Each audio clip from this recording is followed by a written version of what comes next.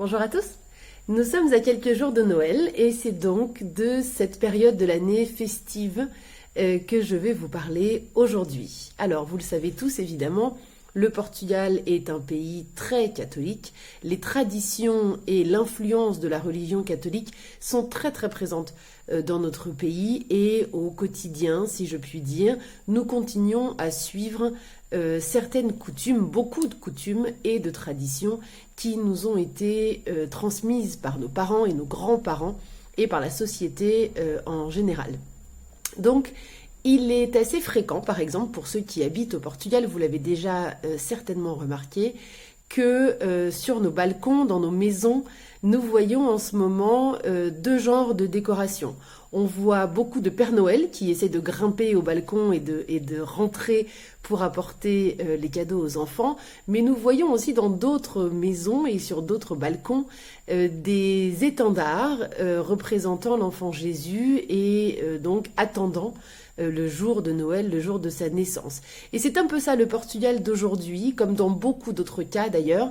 Pour Noël, on a un peu un mélange, je ne vais pas dire une division, parce que je pense qu'effectivement dans la plupart des maisons portugaises aujourd'hui, il y a réellement un mélange de traditions profondément catholiques, de la célébration de la naissance du Christ, et puis un Noël un petit peu plus européen, un peu plus occidental, disons-le ainsi, avec des représentations qui n'ont rien à voir avec la religion, avec le sapin de Noël, avec le Père Noël et tout ce qui va avec cette représentation occidentale de Noël et non la représentation catholique. Donc le Portugal, comme toujours, un peu entre les deux, entre la tradition et la modernité, la globalisation.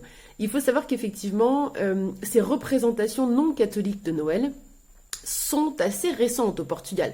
Elles ont quelques décennies, bien sûr, mais si vous veniez au Portugal dans les années 80, par exemple, vous n'auriez certainement pas vu beaucoup de Père Noël, vous n'auriez pas vu non plus beaucoup de sapins de Noël, parce que la tradition portugaise veut que Noël soit effectivement une fête religieuse. Nous fêtons la naissance du Christ, et donc les décorations de Noël ne sont pas tant les sapins, mais bien les crèches. Toutes les maisons portugaises ont une crèche dans leur salon.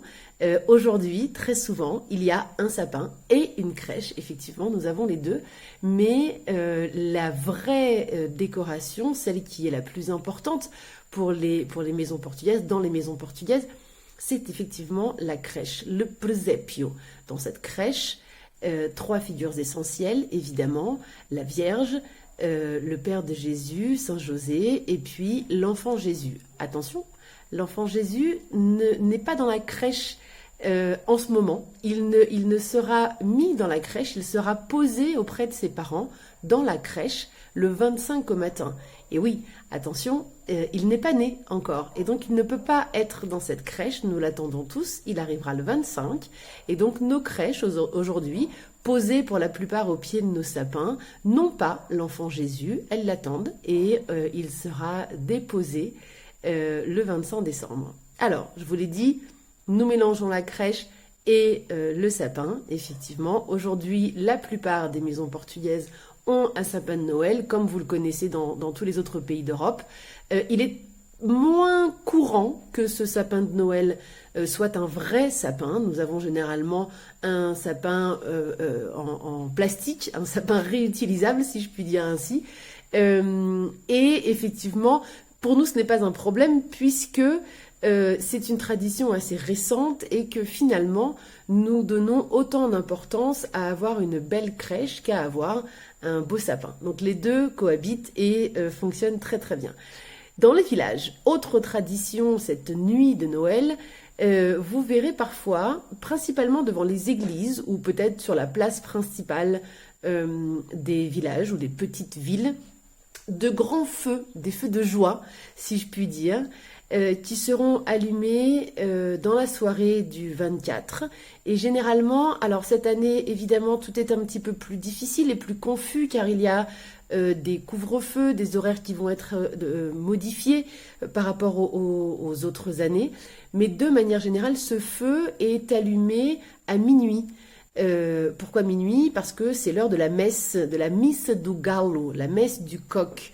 Donc normalement, durant la messe, nous allumons ce grand feu à l'extérieur de l'église et c'est là que les gens, les riverains, les voisins vont se réunir après avoir dîné chez eux, après avoir été à l'église pour cette messe de Noël. Ils se réunissent ensuite autour du feu. Je vous ai dit a missa do galo, la messe du coq, effectivement. C'est le nom qu'elle porte, cette messe de Noël au Portugal et aussi en Espagne. Il y a plusieurs légendes qui tentent d'expliquer ce nom, pourquoi la messe du coq.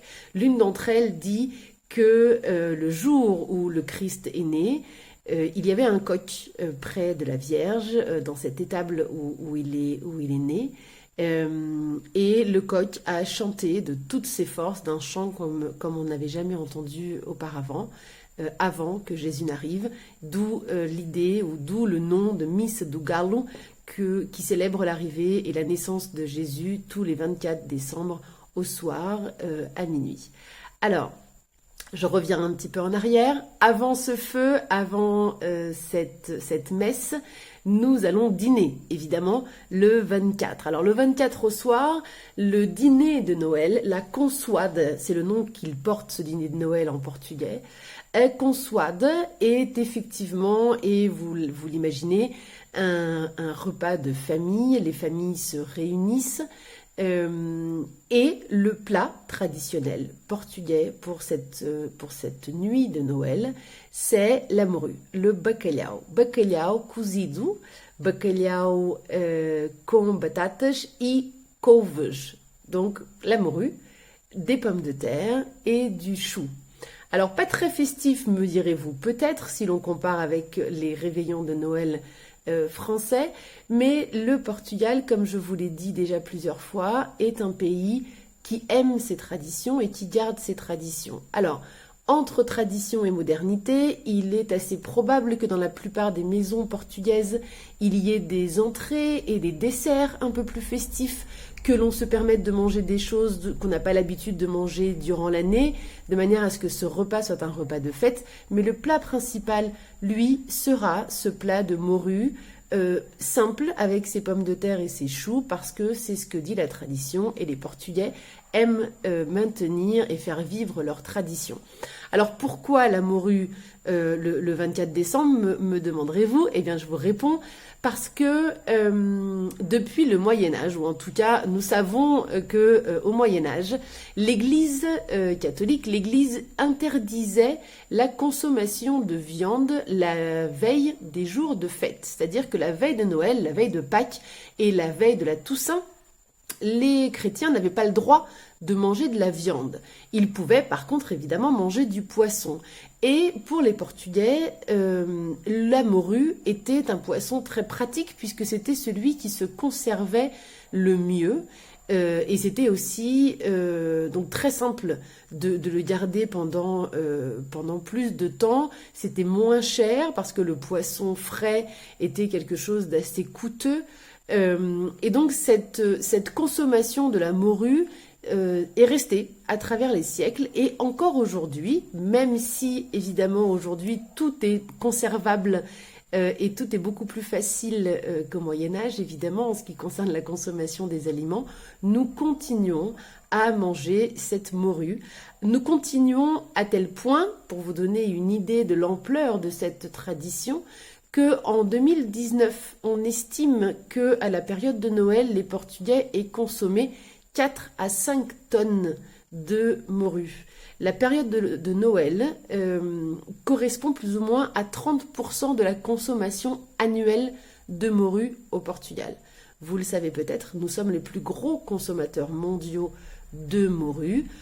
On estime que les Portugais consomment plus ou moins 20% de la production mondiale de morue.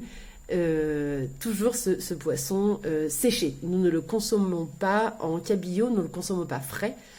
Toujours le bacalhau, et c'est donc cette version séchée. Donc, le 24 au soir, nous mangerons ce bacalhau.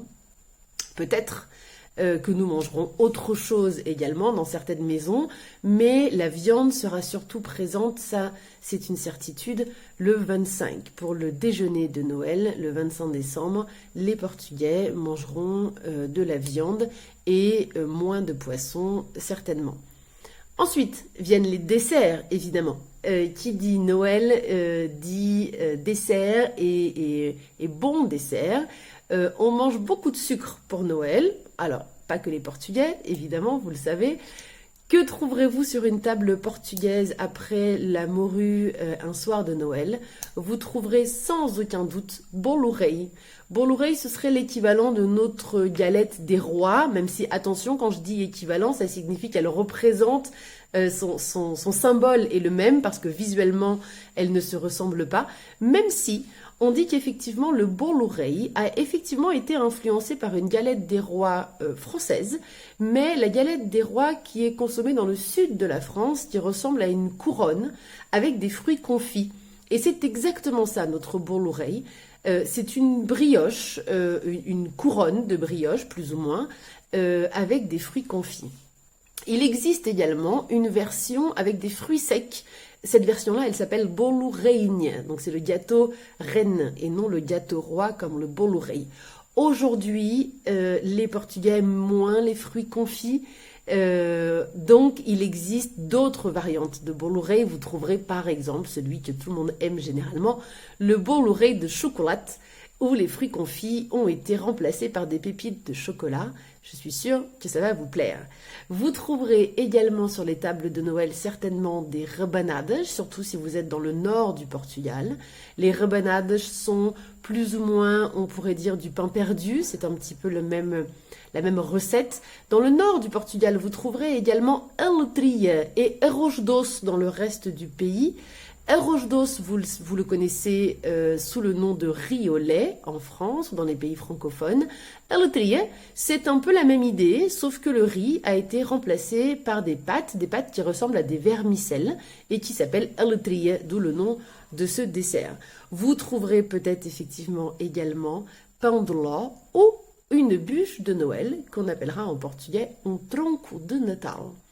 Voilà, il me reste simplement à vous souhaiter un très bon Noël. Ne laissez pas le Covid gâcher ces fêtes. Maintenez-vous en sécurité, sans exagération, et passez de très très bonnes fêtes de fin d'année. Feliz Natal para todos!